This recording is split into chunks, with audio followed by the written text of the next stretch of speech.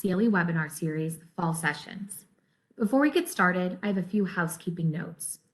For the benefit of all participants, attendee lines have been muted.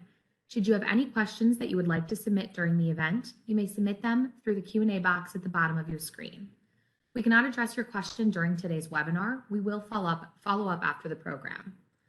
Please note that today's webinar will be recorded and circulated to all registrants via email after the event. Should you have follow-up questions at that time, please reach out to any of the key contacts listed in the email communication. Note that Dentons can only issue CLE credit for attendance during the live broadcast of the webinar. The following is a very important message regarding CLE credit.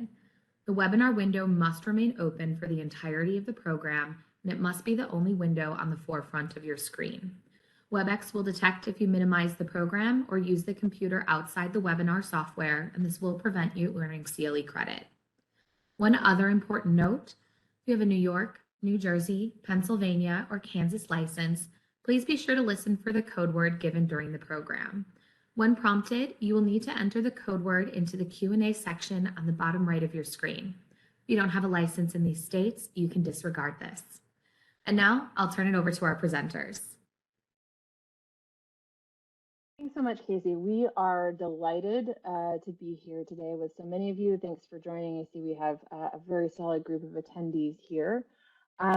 Privacy is really a hot topic in so many industries right now, but also in particular in retail. And so we have a number of key issues that we want to spend a little bit of time with you today on. Everything from data minimization under emerging laws, including even very recent action on Monday from California, loyalty programs, what we're seeing in terms of SMS text messaging marketing, as well as PCI DSS, payment card data security standards, how things are evolving in terms of biometrics and the use of AI, and how retail is putting these very novel technologies to use in the retail space and the legal implications of that. And just really bringing things together with key takeaways. We're delighted to have an active dialogue today, both amongst my fellow panelists and also with you in the audience. So please don't hesitate to drop questions to us in the chat. We'll try and answer them as we go along, as well as spend some focused time at the end for questions. But without further ado, I'd love to introduce you to my colleagues who are going to spend just a little bit of time chatting about their background so that you have a sense of really the skill and the capabilities that are at the table. And with that, I'd love to turn things over to my colleague Bruce to kick things off.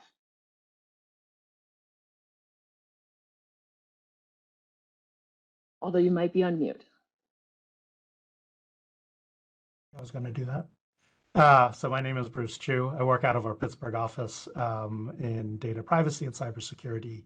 Advise all manner of clients, including our retail clients, regarding everything from their marketing campaigns to the information that they're gathering through their websites and so forth. Kyle, over to you.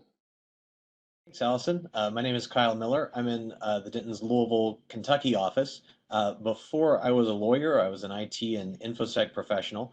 And for the last 5 years, I've been with this firm and in the global privacy and cybersecurity group with all my fellow panelists here, and help advise in the retail space around all the things we're going to talk about today. Great. And then over to Peter. Yeah, thanks, Allison. Good morning and afternoon, everyone. My name is Peter Stockberger. I am the managing partner for our San Diego office, and my practice focuses on data privacy, cybersecurity, and helping clients navigate emerging technologies such as the use of artificial intelligence and biometrics. So a number of clients I work with are in the retail space, both online and in store, and really help clients navigate the increasingly complex framework of US, state, and global privacy frameworks, how to use AI and biometrics in their business, and really how to leverage their data to grow market share. So excited for the conversation, and back to you, Allison. Fantastic. And I'm Allison Bender. I'm kind of your host and Vanna White for today. My practice focuses on mostly cybersecurity, but really anything having to do with risk related to data and technology. I've been with Dentons for a while now, but really started my career in government, spending nearly 10 years at the Department of Homeland Security, including on cybersecurity issues. And in my spare time, have been teaching at Georgetown Law, both on cybersecurity law and national security regulation. So I think we'll have a really great dialogue today, but I'm going to go ahead and kick things off with one of our first topics, data minimization under the emerging laws. And this has always been a best practice. But just to kind of set the table a little bit for what we're focusing on here, data minimization is the principle that you're going to limit the data that you collect and process it only for what's required for a specific purpose. There is a tendency amongst engineers to be like, oh, that might be useful. We should just go ahead and collect that. Storage is cheap, why not? There's also a tendency both amongst the technical group and frequently among business to be like, well, we might need that later. Why don't we just go ahead and keep it? And then, of course, there is the universally felt phenomenon when someone asks you to clean out your email inbox. Well, I might need that. How could I possibly get rid of, my cat videos from 1997? I might need that someday. The problem with that is if you're going to keep the data, you have the responsibility to protect it.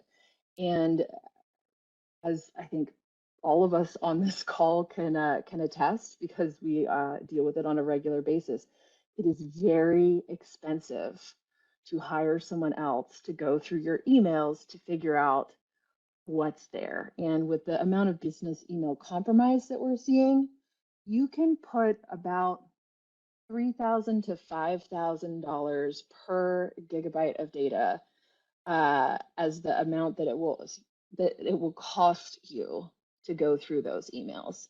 And somehow, always, there's a spreadsheet with 40,000 social security numbers in it that you never expect to be there. But when you look, because you have the obligation to do so, we'll find. So things like knowing where your data is, minimizing what you collect in the first place, potentially even masking the data or using tokenization, limiting those amounts, and then going through that regular purge process with established record retention policies and clear archival processes can help you comply with these laws, as well as protect you from the risk of liability in the event of a data breach. I think GDPR really brought this issue to light because of their strong focus on it. Of course, the GDPR has been around since 2018, but with the increase in business email compromises, the consequences in the US have increased, and that's one of the key reasons why I think we're starting to also see this focus in the emerging comprehensive state privacy laws. Being able to document it, of course, is going to be key. Let's take a look at kind of how those state laws break down. And I'd love to kick things over to my colleague, Peter, who's based in California and has, of course, the latest and greatest on what's happening there. Peter, over to you. Yeah, thanks, Allison. I think an important point that you just made should be highlighted, and that is historically, the principle of data minimization has been tied to good cybersecurity practices. The less amount of data that you have, especially sensitive data, the less likely it is that you would be hit with a security incident and have risk there. The GDPR was really the first legal regime globally that said, no, we're taking data minimization as a principle and moving it into the data privacy space. In the US now, we are seeing an increase in US state laws taking that data minimization principle and making it an affirmative legal requirement on businesses.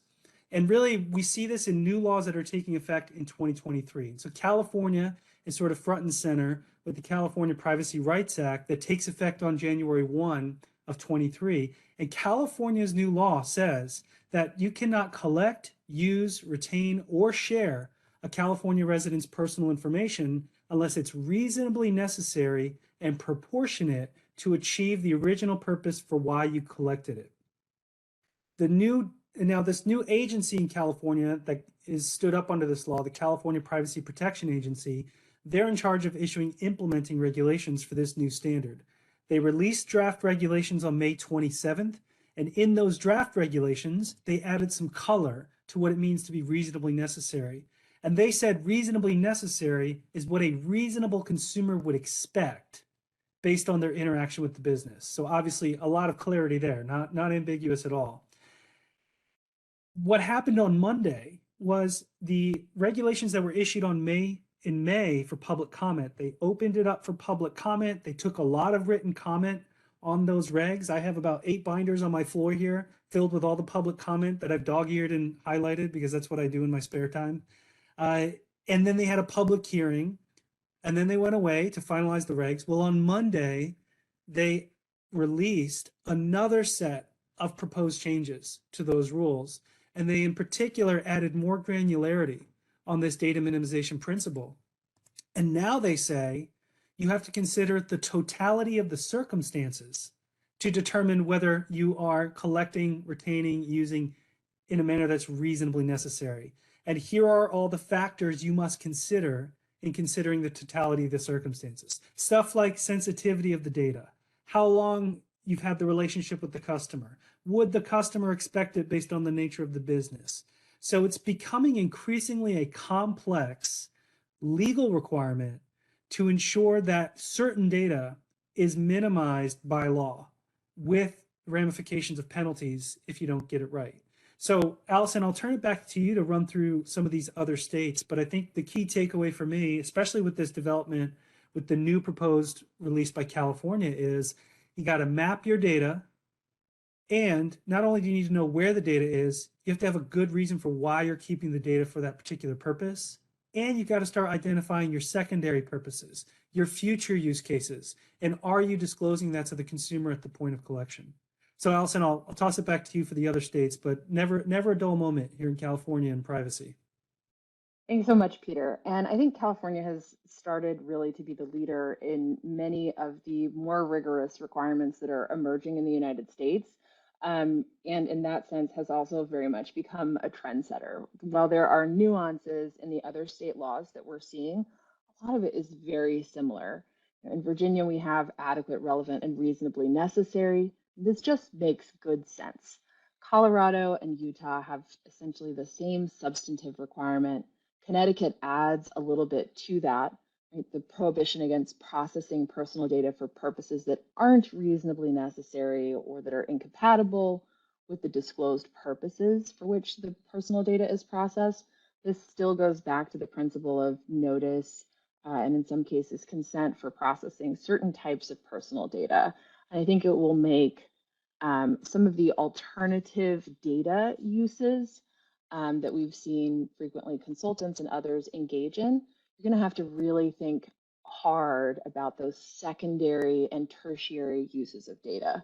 If you have experience in the digital health world, that will be very familiar to you, especially if you've done a lot of research, looking at the studies, informed consent to see, well, we told them this, but can we use it for that? I think we're going to start seeing a lot more of that rigor applied to general consumer privacy matters in the US going forward. When it comes to the federal level, we still have no comprehensive data privacy law, although not for lack of various legislators trying. I do not see us getting that legislation this year, and certainly I think most members of Congress are very focused on the midterm election cycle, but it's anyone's ball game in 2023. So we'll see what happens once those new members are seated in early January. But I think this is going to continue coming up. We've seen various iterations of this bill and also others.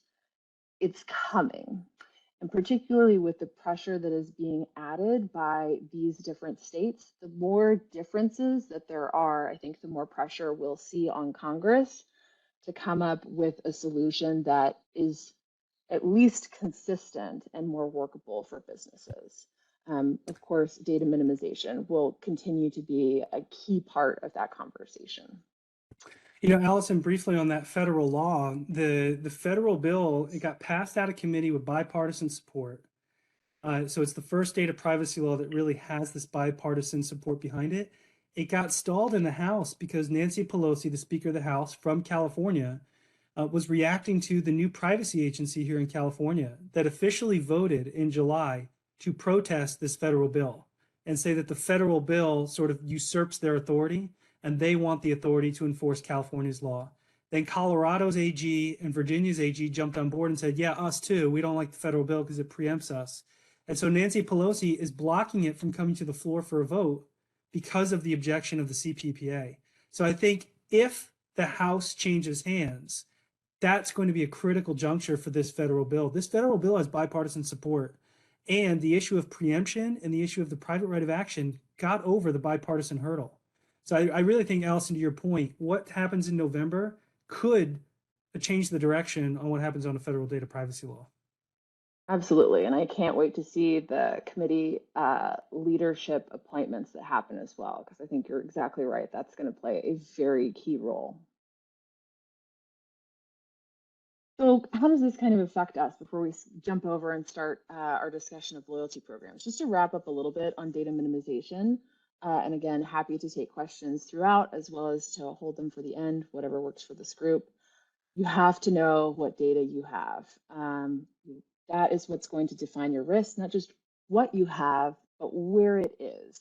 And is that repository aligned with your risk tolerance? Do you really want to spend all that money searching through email if you have to? Or just tell people you've got a 1-year archive policy, and if it's important, put it where it's supposed to go, put it in the shared drive, put it in our knowledge management system. You also have to make sure that your external notices are sufficiently detailed. And this is a great time to revisit that along with your business units to think about, well, here's what we've said we're going to use it for. Are we actually using it for that? Is there anything else that we might want to use it for? You think back to the new Connecticut requirement. Are we including secondary and tertiary uses of data accurately in our system? And then takeaway 3, time to dust off the retention schedule. Does it match your risk tolerance? Does it match your actual practices? And if you were to sum all of this up into a bumper sticker version of this, you can borrow the refrigerator clean out rule. When in doubt, throw it out.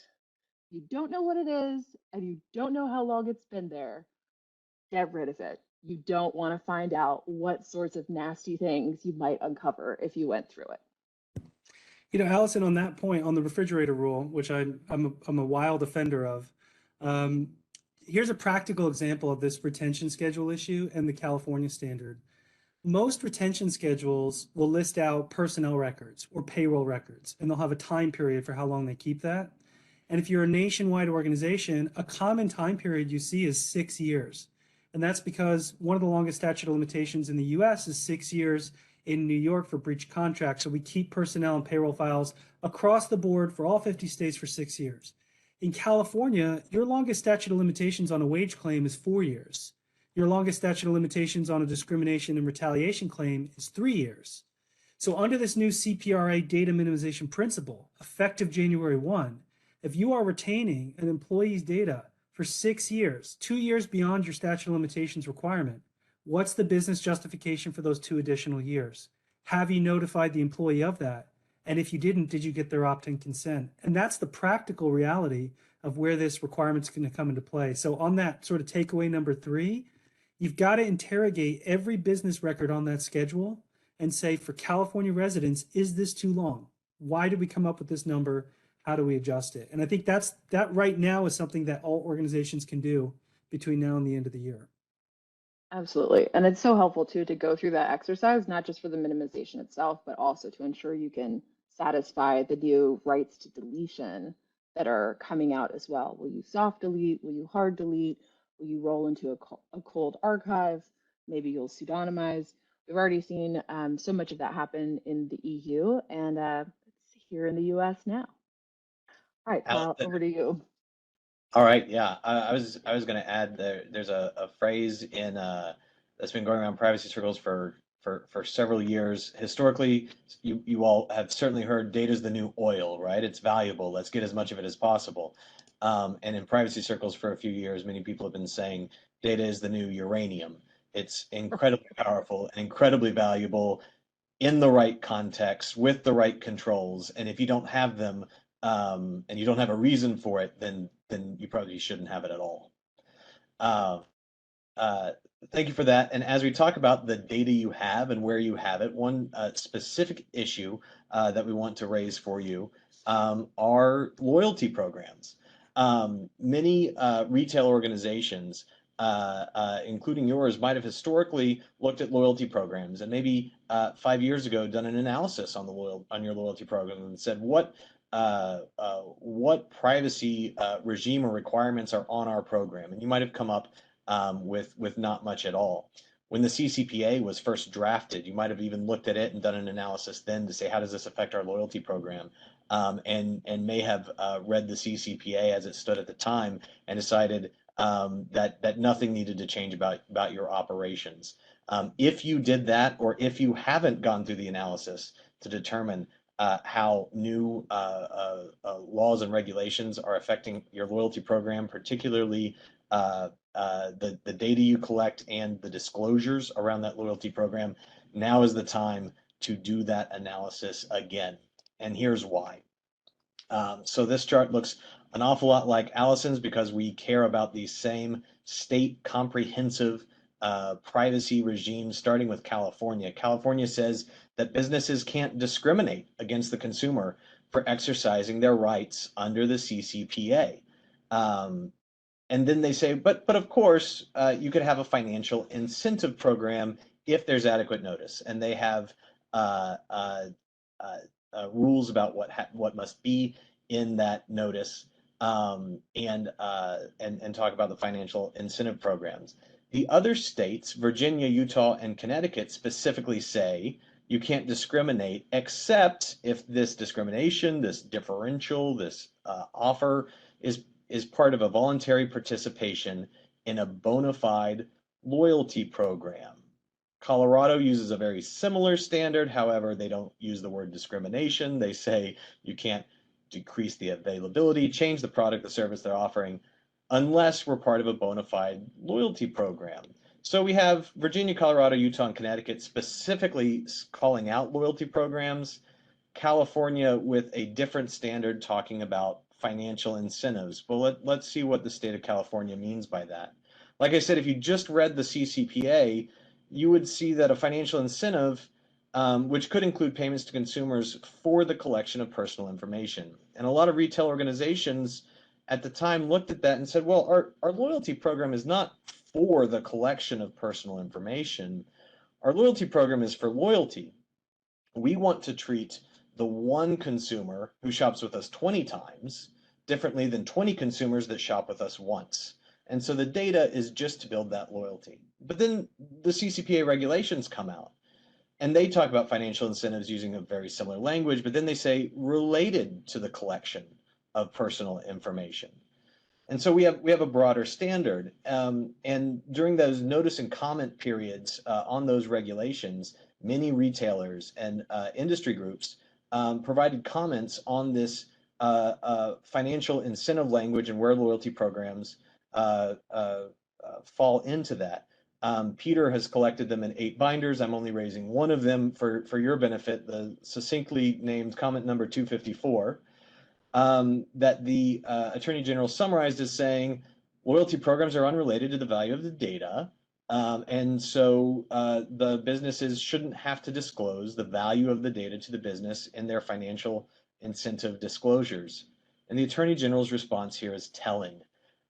First, they said that comment doesn't prove that the value is generally unrelated. The value of the benefit is unrelated to the consumer data. But then they take it even a step forward and say, even if what you're saying is true, we think that's even more reason to make these disclosures.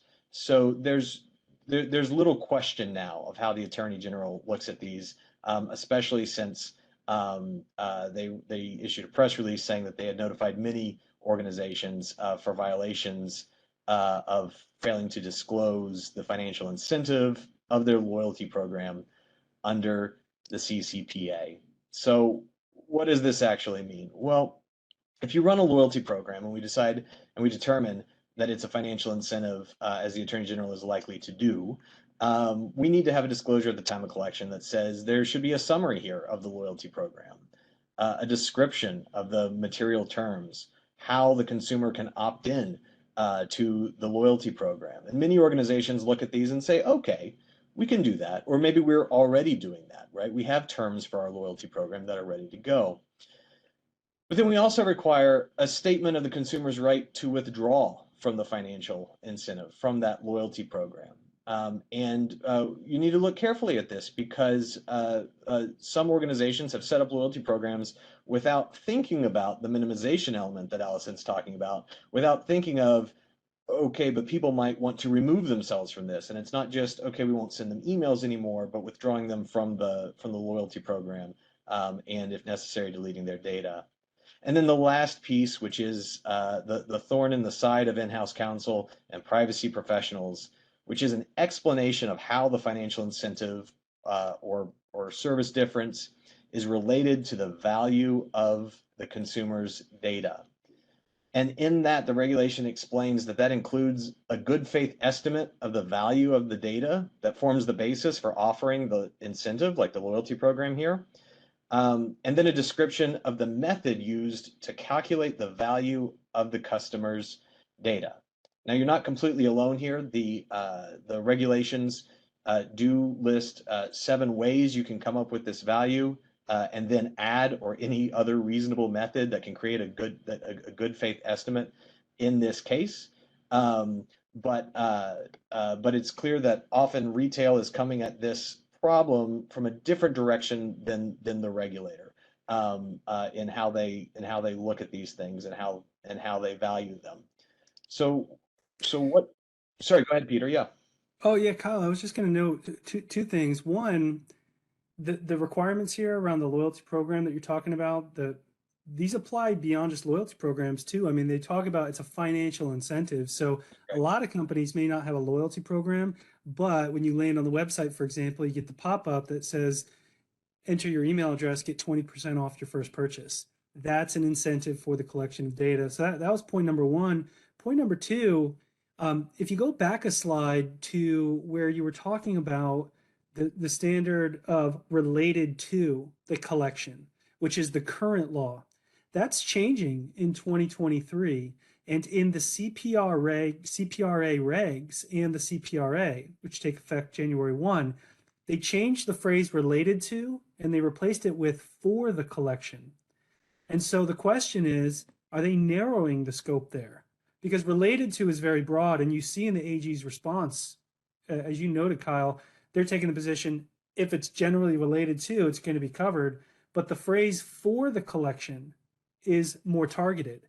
And it's saying, are you offering the incentive in the exchange for the information? And I think the question that often comes up there operationally is, we're going to offer you 50% off your first month of service if you sign up for our service.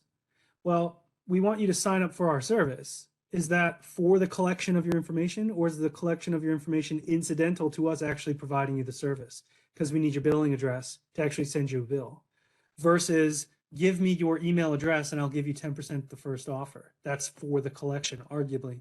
So anyway, I just wanted to raise that, Kyle, because I think that distinction in language, even though it's a small change, could have a significant impact on how the regulators now interpret these incentive programs.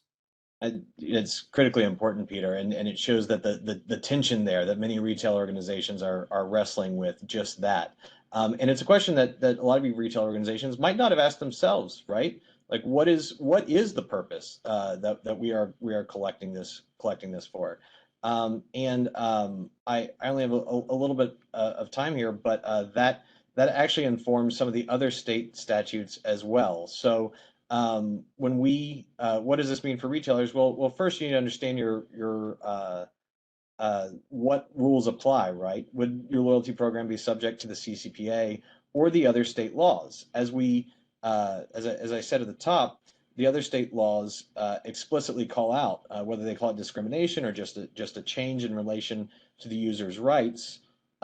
Say, well, you can run a bona fide loyalty program, but what does that mean? And Colorado just posted, they published draft regulations, and they're still in draft form, but there are several pages related to what is a bona fide loyalty program.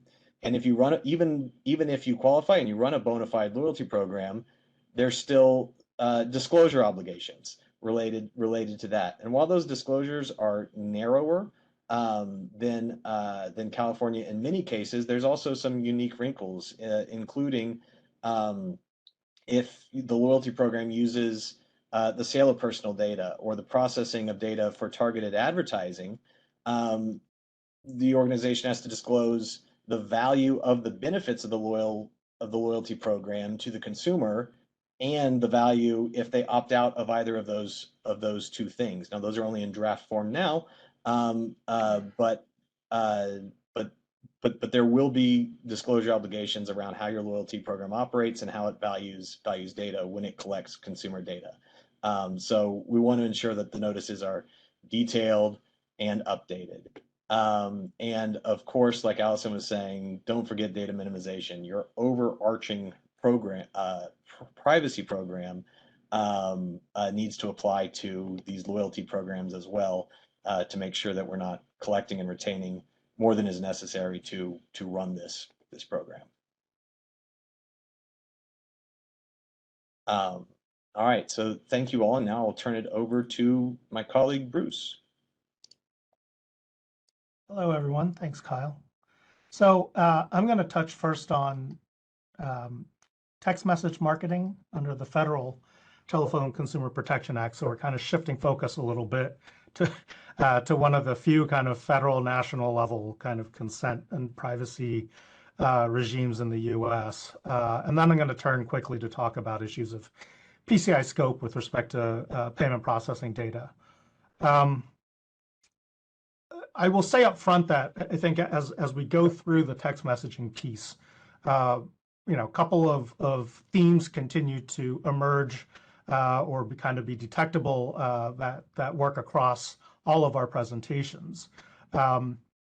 In terms of cell phone numbers specifically for text messages, just like Kyle talked about in terms of loyalty programs or collecting contact information at the point of sale, when you're talking about cell phone numbers, you, from a privacy standpoint, from a risk management standpoint, need to be looking at the purposes for which you're collecting the information. What are the primary uses? Are there secondary uses, tertiary uses that you have in mind? And to approach those discussions internally with rigor, and then to make sure that those are adequately disclosed in your disclosure statement, because all of that can affect the extent to which you can kind of effectively use cell phone numbers for text messages. But at the core of this is, again, the Federal Telephone Consumer Protection Act and the way the FTC enforces the act. And as I mentioned, it's one of the places under US federal law that does impose express consent requirements in certain circumstances. So under the TCPA, the general issue is that it is unlawful to use what is called an automatic telephone dialing system to call or text a cell phone without prior express written consent.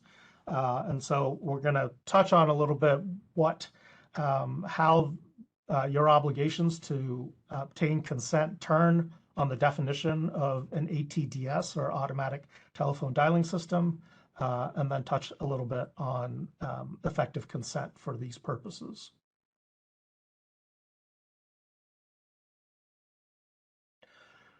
So the actual TCPA definition of an ATDS is a system that has the capacity to store or produce telephone numbers to be called using a random or sequential number generator, and that is capable of then dialing such numbers. And I typically don't like to read, but in this particular instance, the definition is key and may even turn on things like where that comma after the word called comes, in terms of how this has been interpreted, and as I will touch on how it's going to be interpreted moving forward after a Supreme Court case last April. So before the Supreme Court weighed in, there was a Federal Circuit split.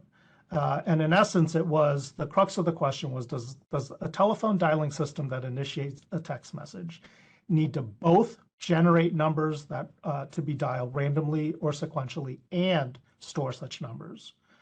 Or does a system that only stores the numbers that are then dialed also qualify as an ATDS in a manner that would trigger consent requirements for calling or texting?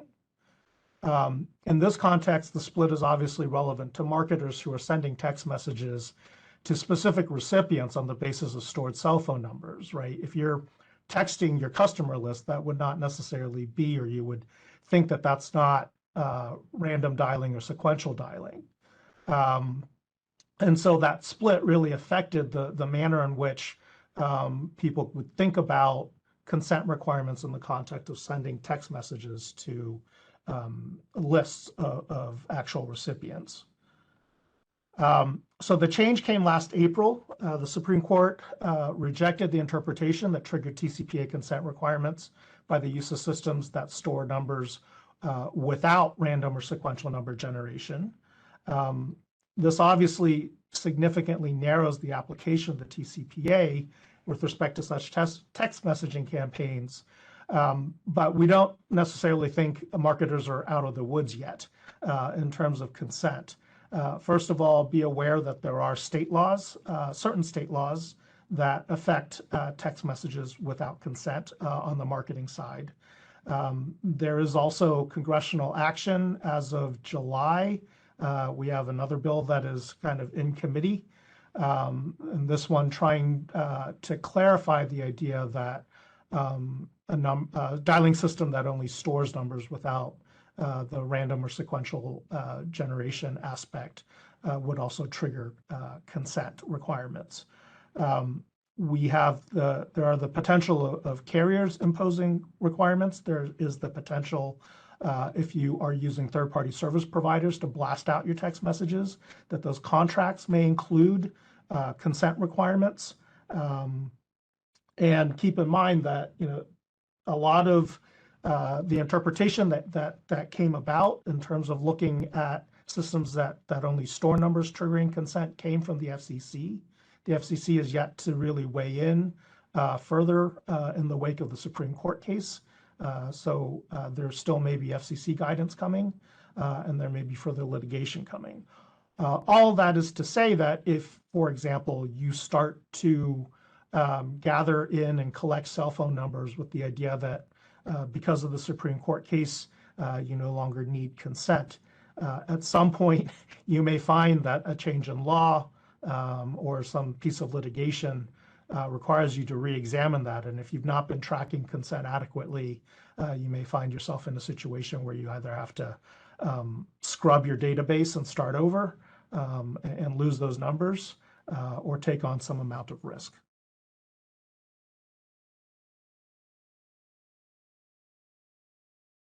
So with that being said, if we look at situations where you do need consent, keep in mind that the consent requirements under TCPA are broad. They apply to any call or text to cell phone numbers using an automated system, not necessarily just marketing messages. And that becomes important, again, circling back to this idea of why are you collecting the information? What are you disclosing? What are you asking people to consent to in terms of the use? So where text messages are being sent for informational purposes only, required consent under TCPA could be implied. So keep in mind the situations we're talking about are those that you would expect, where a phone number is provided by a customer when placing an order for product or service, for example. Informational purposes that we're talking about are kind of relying on implied consent to send informational text messages to that number, so long as the message is closely related to the purpose for which the number was provided. So things like shipment or delivery updates, status updates on what's going on with the service in terms of outages, etc. Outside of that context, a higher standard for express written consent is likely to be required. And depending on circumstances and practicalities, this might involve consent forms that need to be signed, or at the very least, if you're looking at an online type of a scenario, looking at opt-in checkboxes with the kind of thought process that they can't be checked by default, so it has to be kind of an express opt-in. And either way, again, clear disclosure statements talking about the various uses, if you have multiple uses for the phone number being provided at the time of collection. So again, for those of you that kind of have encountered this on email or other data privacy issues under US laws, this is notable because obviously express opt-in consent requirements for marketing in the US can be the exception rather than the rule. Hey, Bruce, two comments here. One, on that definition of an ATDS under the TCPA, that random or sequential generator requirement, I think it's important to note for everybody that states are starting to adopt their own standard that is actually more broad than the TCPA. So Florida has a mini TCPA statute that actually just talks about a system capable of automatic dialing. They removed the random or sequential number generator requirement. So you may be not covered under the TCPA, but if you're making calls to customers or texts to customers in Florida, you may be covered under the Florida TCPA statute. So you got to watch out for those state differences. The second point I wanted to raise is on that second slide there you had, Bruce, around the checkbox. And this sort of ties into a broader issue around terms and conditions. There's a growing body of case law that looks at what is an effective form of consent for obtaining an electronic signature for an agreement. And the courts are often looking at it from a state contract formation perspective. And we've got a lot of different opinions in the courts about, is click wrap, where you have to check the box, preferable to a sign-in wrap, which says by proceeding you agree, which doesn't require the affirmative act. And I think a lot of times you'll see TCPA language wrapped up into a terms of use. But that presents a challenge because, as you noted, Bruce, you can't tie consent to purchase for TCPA consent, and terms and conditions are often tied to purchase. So I think the key takeaway from my perspective is, when you're building, if you've determined that you got to get consent, when you're building that consent and designing it, you've got to think about how that consent interacts with your other consents that you're obtaining, especially on terms and conditions, whether you're going to have two checkboxes, whether you're going to only have one checkbox, whether you're going to tie two terms, because that could have legal implications. It also has implications for creating friction with the consumer. And the more checkboxes you create, the less conversion, therefore you're going to get pushback from the business side. So it's a small thing, but it has big ramifications from a legal perspective and from a business perspective that I think, for anybody thinking through it, it's important to give it some careful consideration. I would say too, Peter, in terms of that kind of how many checkboxes, how many consents do you really need to be looking at? When you look at, I think, text messaging, marketing, and best practices in this area, there's a further wrinkle in that, it is often considered a best practice to not only ask for a box to be checked, but once you have the telephone number, to get a double opt-in where you send a confirmatory text to make sure you have the right number so that you don't continue to text, for example, if somebody has a typo, and where that follow-on, the acknowledgement or you've signed up for text, kind of gives people at least an opt-out, if not asking for a confirmatory message to be sent back. And so to your point, further friction, but I think from a legal function, from a risk management function side, the one benefit you have going for you is you can see that as a relatively market-based practice. It's not uncommon for those types of double opt-in regimes to exist, but they really are there to make sure that not only have you gotten consent, but that you've confirmed that you have the right number on file, so that you don't get in trouble further down the line.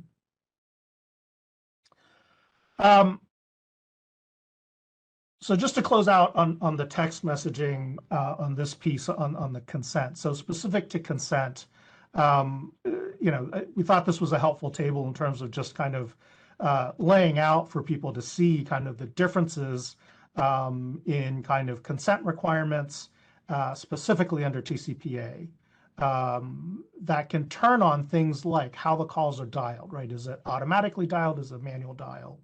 And how the messages are conveyed once there's a connection, especially when you're talking about voice calls. On the text message side, obviously, it's more about whether it falls under that definition of automatic dialer or not. But on voice, certainly, there are key differences in terms of whether a call has been automatically dialed and whether the first thing you hear is a live voice or a pre-recorded voice.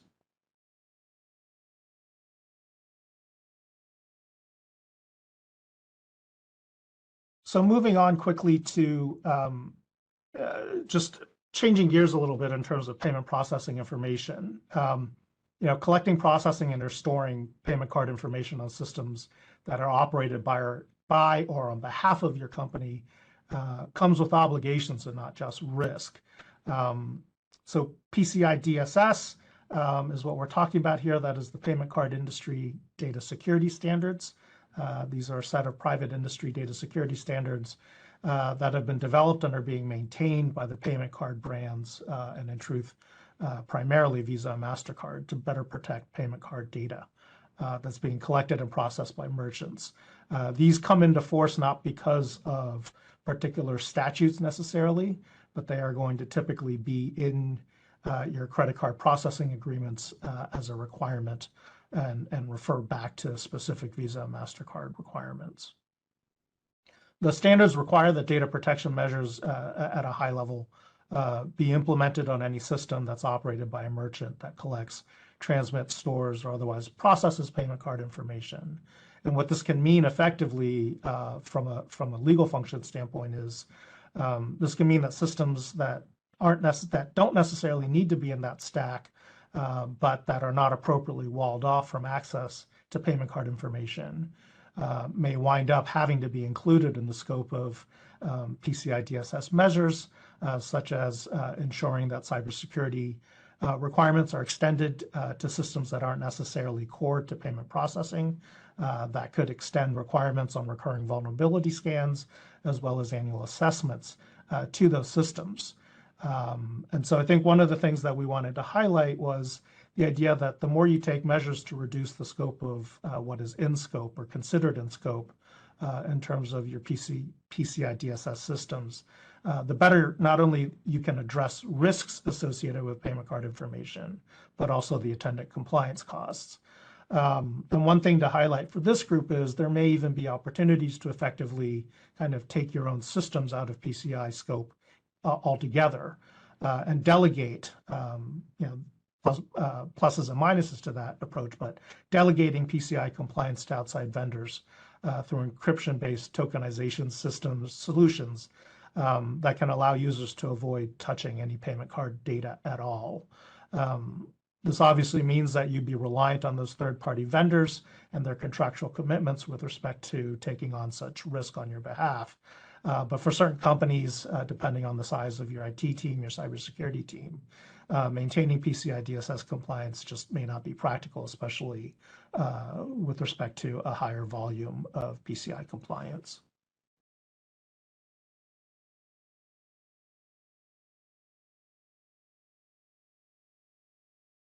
So at a high level, in terms of takeaways, I would say, again, you need to be careful about what's going on, where data is being collected, how it's being collected, in particular on text message marketing, how cell phone numbers are being used, especially where the data is going to be used for multiple purposes. Similarly on PCI, again, kind of having an understanding from an internal network perspective in terms of where the data sits, what systems can access payment card information, and walking through with rigor whether systems that have access actually need them. And also kind of talking through with your IT teams, potentially practical options for ways in which you can minimize PCI in-scope footprint, whether it's on your internal network or potentially looking at third-party vendors. And with that,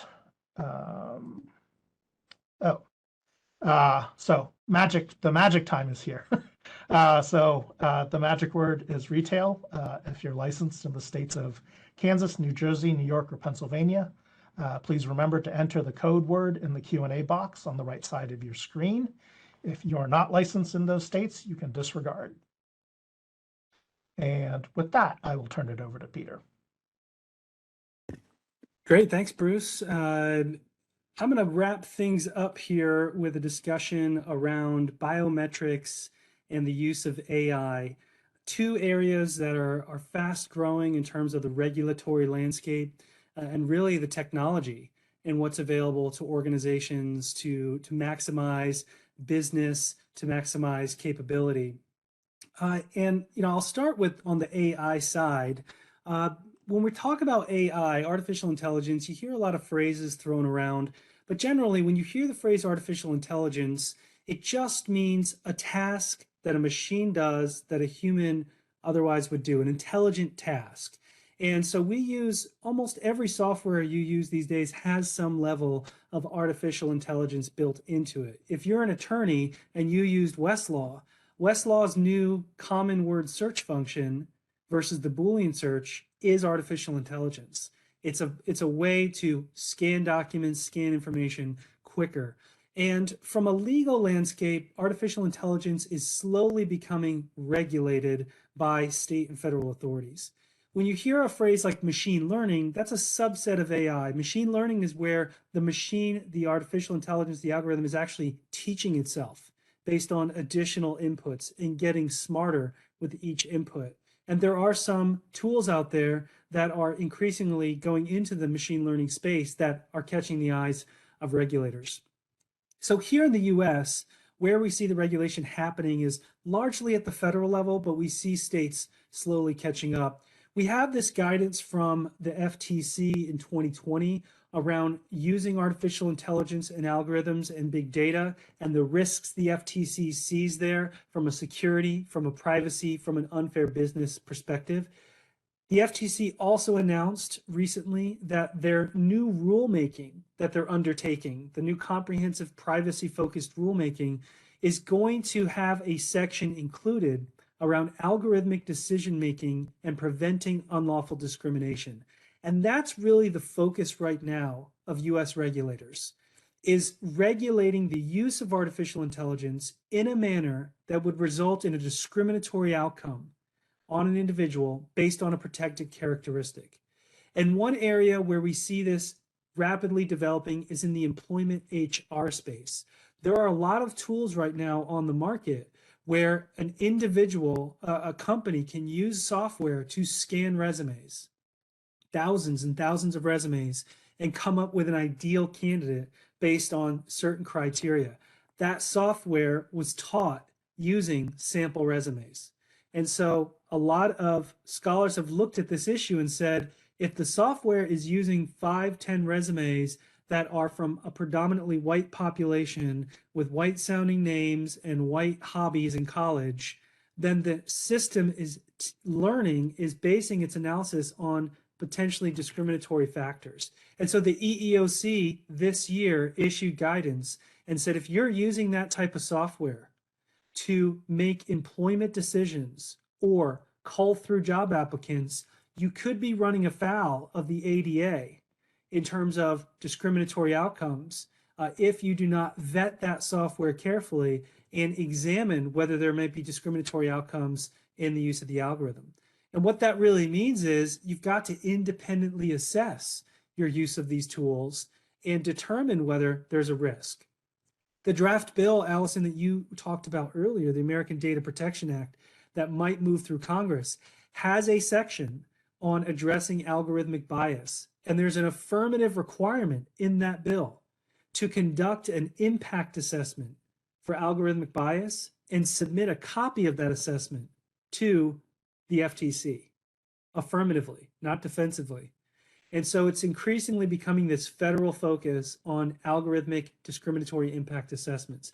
At the state level, we don't see the action that we see at the federal level. You still have anti-discrimination laws at the state level, like the Unruh Act here in California, that would impact the use of algorithmic intelligence.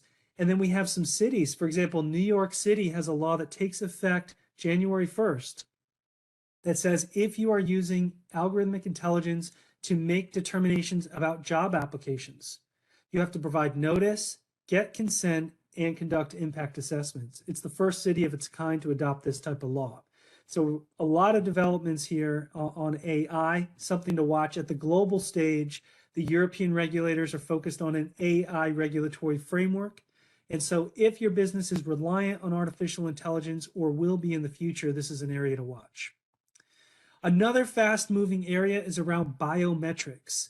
Biometrics you can consider to be your iris scan, a fingerprint, facial geometry, the space between your ear and your chin, anything that's facial recognition, and also voice prints, the tone and tenor of your voice. Illinois has a very robust biometric privacy law on the books that requires notice, that requires consent.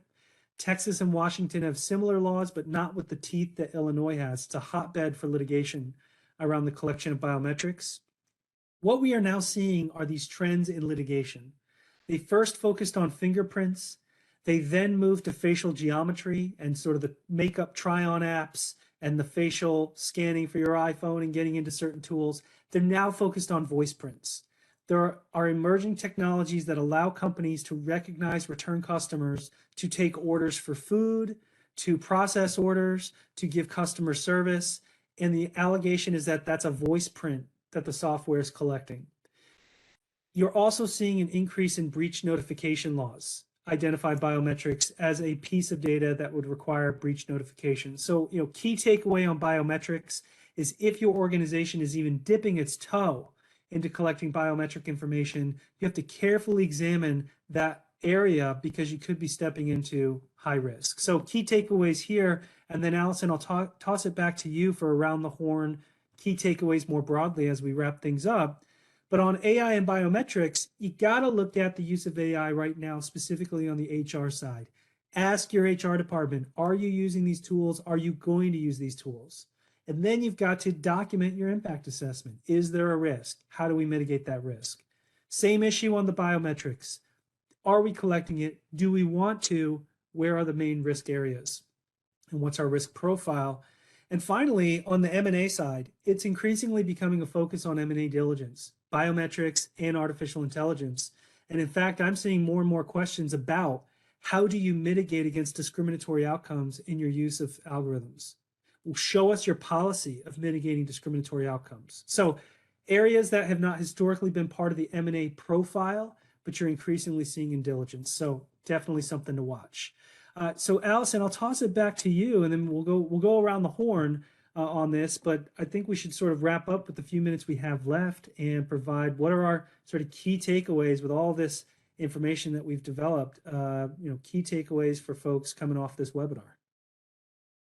Absolutely. Thanks, Peter. And just based on the questions that we see in the Q&A space, retail was the CLE word. And in the 2 minutes we have, just a key takeaway. If all you remember from the data minimization section of this presentation is the bumper sticker, when it comes to data, just like cleaning out the fridge, when in doubt, throw it out. So happy to move over to Kyle, who I think was next on the list as we wrap things up in the last 90 seconds or so. My key takeaway is that your privacy program should address personal data wherever you collect it and however you collect it. You might have historically thought of, okay, consumer, point of sale, marketing, trying to narrowly think about each one of these issues. But all the increasing regulation points to, especially in California, where we're going to include employee data, business to business data. If it's personal information, it should be covered in your privacy program.